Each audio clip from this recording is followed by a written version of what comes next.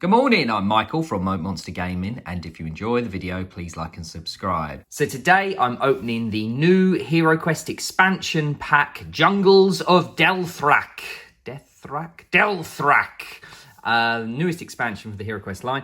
This one's not based on a Games Workshop previous expansion from all those many years ago in the early 90s. This is its own new thing, and I think the box art is absolutely stellar. So we have an explorer looking in a chest, we have a berserker, and then we've got this spider and a swarm of spiders, a big serpent, and a mighty gorilla. So just having a quick look. Well, actually, before we get to the back, even the side of the box art has this really cool kind of decorative jungly sort of pattern, which I thought was quite a nice little extra touch. Now, looking at the back, comes with loads and loads of models, so massive quests here.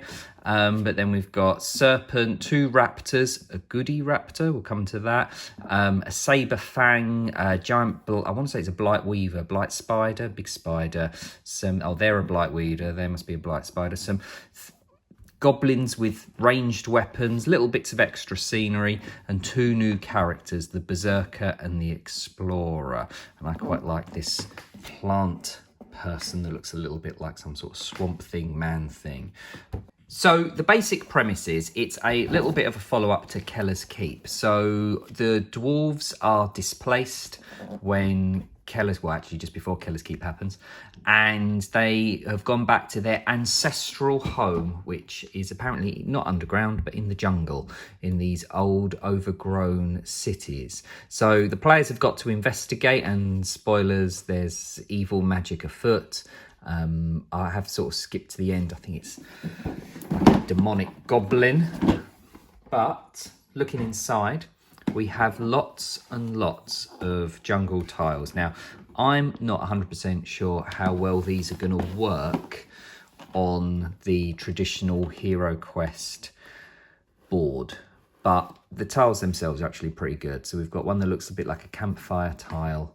We've got one that looks like stony, muddy ground. These are swarm tokens, because as well as the miniature models, you can spawn these sorts of creatures. They've kind of like only got like one body point, and they're like easy to sort of stop. We have various jungle tiles as terrain. We have spider's web, because there's a spider's web quest underground. And flipping them over, we have like a giant Venus flytrap here, which is in one of the penultimate quests. And then we have a kind of like a log cabin. It's actually a dwarven chappie's outpost. More tiles, skull tokens. These are for the new rule about how you set your difficulty in the game. And then I quite like the tiles over here. So we've got this very bright kind of like underground a luminous plant tile, which I quite like a spiky pit trap corridor, and a bridge this side, and then kind of like a swampy, well, I suppose like a swampy glade, might be like a pond in a glade. And then at the top here we've got, can't really see them because of my lighting, but we've got 3 tokens for 3 kind of NPC characters that they can interact with and meet. So I do like the tiles. This one is like a nice oversized one, so it'll have to fit right in the middle, I imagine, but obviously will be bigger than the middle room on the HeroQuest dungeon board. But yeah, no, very nice. I do like the miniatures, but before I go to them, I'll just have a quick look at the quest book. So here's the quest book, and then Mentor we'll do the new rules first. So we have a pool of water miniature, which actually you can also turn into a crystal cluster and a bonfire. We have a statue, some hindering terrain that just takes twice as much movement to walk through them. These are the spawning tiles that I showed a minute ago, and the stranger tiles, NPC characters to help, or I suppose hinder, because I've not actually read through all the quests. And then talks about starting and ending, doesn't always end on the staircase, but we've had that before. Same with large monsters, but this is different. Choose your path. So a lot of the quests actually have an option at the end of them to, a little bit like an old fighting fantasy book. You can either choose to do A at the end of the quest or B at the end of the quest, which takes the players to different quests. And I'll show you a quick example when we get there in a minute. What else have we got? So this I thought was interesting. This felt more like a house rule, the sort of thing that we would probably have well, that we kind of do play by. So when a player dies in our house, you've got till next turn to try and administer a potion to them. They've kind of made it almost official. I guess a lot of people have the same sort of, especially if they're playing with their kids like I do. But we have now standard mode, heroic mode, where when a hero reaches 0, they're incapacitated and you get a chance to heal them, or story mode where they stay incapacitated and then once there's no monsters, they gain a body point back. And there's little rules for spellcasters as well for heroic and story mode. So actually, if you've got a spell left in your inventory in your spellbook, in your memory, that is a healing spell, you can just heal yourself before you die. I do like the animal allies. There's a little picture there of, I'm going to say the saber fang, but it brings 2 animal allies in this. And my kids like the idea of being able to have a pet that they control as they go around, and an optional rule where you don't have to stick to the same round order. As long as the heroes go first and Zarkon goes last, you can basically go in whatever order suits you. And we kind of do that anyway. So Mentor has a message, does his little quest speech, and basically it's you're trying to find an ember-wrought diadem. A diadem's kind of like a little crown, and like a jeweled kind of tiara, I suppose, and it's in the jungles, and you're basically checking up on the dwarves at the same time. So a little bit of spoiler here, looking at the first quest.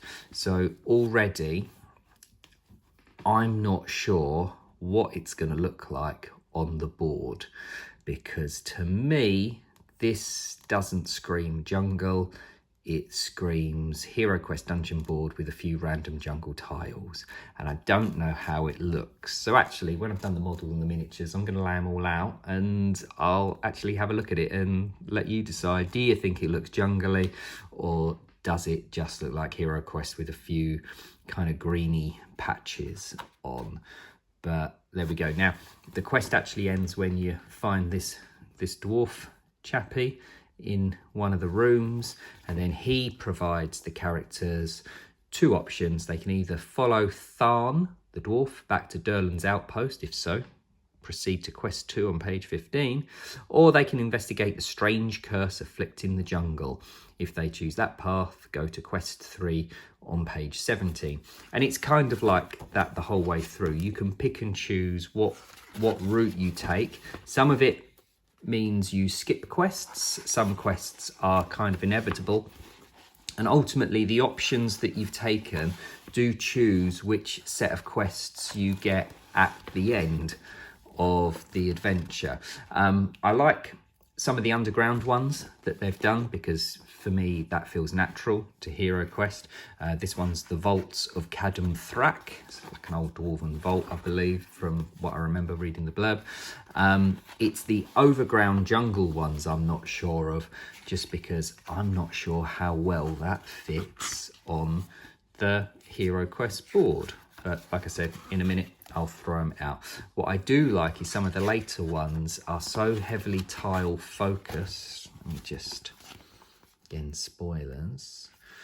So it can't be anything but a jungle board, because basically you're just using some of the jungle tiles and nothing else. So actually that's kind of like one of the final fights. And then there's this one, this kind of final fight with the giant Venus flytrap by the looks of it. But again, depending on the route you take, there's actually multiple quests before, after, and you're not necessarily going to ever do it in the same order twice if you choose to take a different route. So, quick look at the cards. So here is the Berserker. I'll show both pictures of them. 3 attack, 2 defense, 7 body, 2 mind. So compared to the Barbarian, let me just grab that. Compared to the Barbarian, actually incredibly similar stat line, but we swap we swap one body for some abilities, which are Enrage. They can lose 2 body points to immediately make another attack. Retaliation can only be used if they have fewer than 5 body points, and it means as soon as you take an attack, you can basically make a retaliatory attack, again once per quest. And then this one is kind of like a cleave, like a sweep that goes across every square that is next to you, including diagonal, and you can do that once a quest. But again, you can only do it if you've got fewer than 3 or fewer body points. So actually the berserker does feel kind of like a rage warrior from Warcraft. Gets better the more damage that they've taken, which obviously has its risks, but I do think it's worth it just for the extra once per quest abilities. Though it is worth noting they cannot use ranged weapons. The explorer, on the other hand, 2 attack, 2 defense, 5 body, 5 mind, I think isn't as good as the dwarf. Now, the dwarf, the explorer sacrifices 2 body, but gains 2 mind.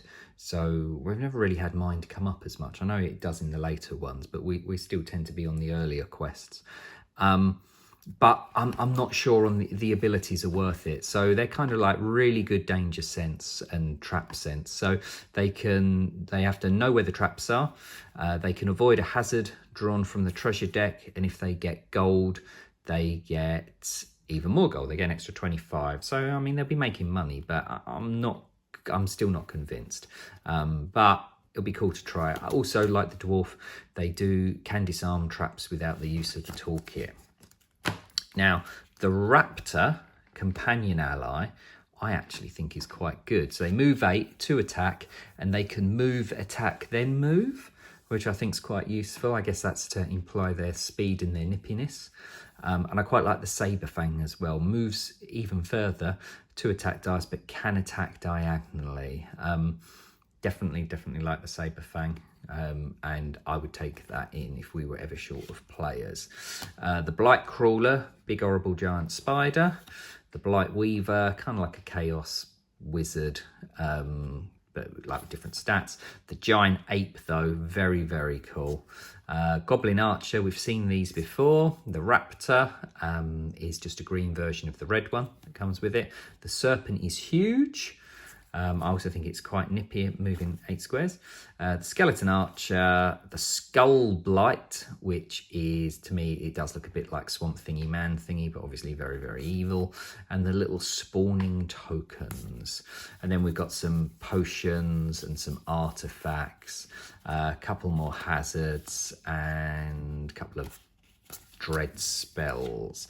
So pretty much what you'd expect from HeroQuest these days. But the models are fantastic. I really, really like the models.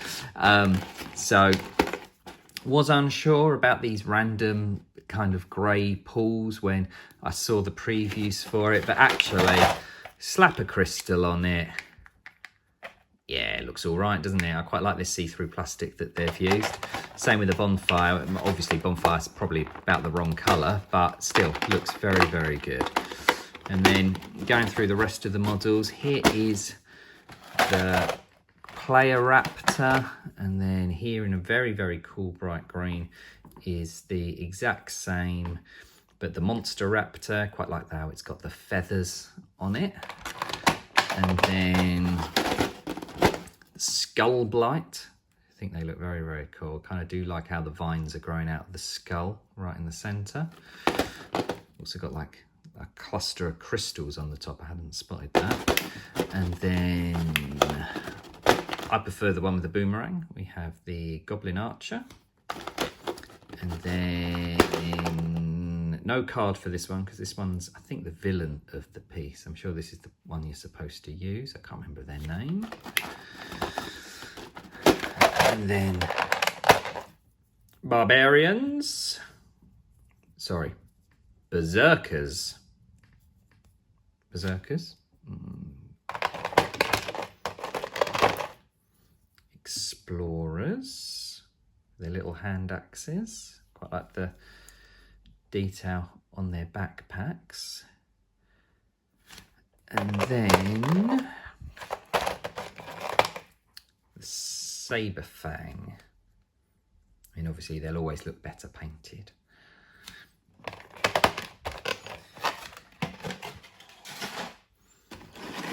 Then in this final box we have this one is massive, the Great Ape. I do like the kind of gem, crystal gem on it, on their chest, like the big war club hammer. And then we've got big spider. These just look like chaos sorcerers, but green blight weavers, ranged skeletons. I've had them before. Serpent is pretty cool though. I do like the kind of frilly bits around the side of their head. And then pile of treasure. And finally, random statue.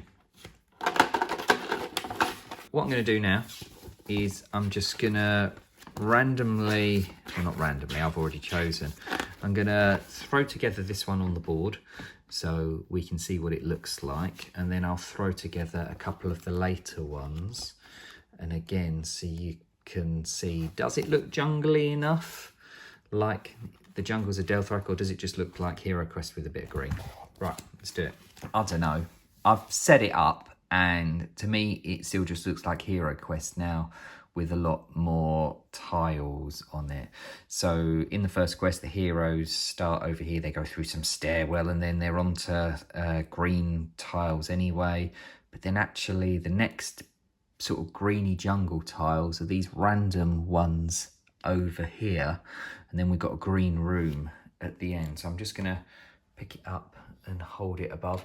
So, I mean, obviously, it's always going to be difficult because you're playing on a pre-established board, but it doesn't look jungly at all. And I've got to say, I actually think these tiles are a little bit annoying. So this quest is heavily tile dependent on the little spawny creatures here. So there's quite a few of them to place. But then we've got these tiles here, and then of course as soon as you put in a door on a tile it's leaning. But this is the worst one here. So this is a tile on a tile, so the door is absolutely leaning on that, and it's gonna fall. So do not get me wrong, I like the new miniatures and I like the idea, but on such a large area it just still looks like HeroQuest and doesn't look jungly at all. Let's try one of the smaller ones, because obviously this is quite a corridory and expansive ones. Okay, so this is one of the later quests. Apparently this is the Blighted Rift, and it's kind of only this one location. So if I lift it up and show you, it's just kind of like this big room, this little one, and a couple of models and stuff. I have actually swapped the models out to avoid spoilers too much, so they're not necessarily what's in the final room, but it works much better. So I think the jungle stuff is always going to work better on these ones where you're just focusing on, instead of corridors, just large areas that can have the greenery shoved in and shoved together. And there's a few that are like this that are predominantly just one or two rooms. So when you're then only looking at that, it works. But when it's corridors and having to walk around and stuff, I'm not convinced the jungle works as well as it should. But obviously the jungle isn't just jungle foliage, it's also underground tombs. There's a burrow. So there are plenty of quests that take place outside of the jungle. It's just, I don't think when it is supposed to be a jungle crawl, the jungle crawl bits work as well. I am still really excited by it. I like the monsters, I like the miniatures. I like the quests thematically. I'm just not sure they work on a dungeon board. Thank you very much for watching my HeroQuest video. Take care. Thank you very much.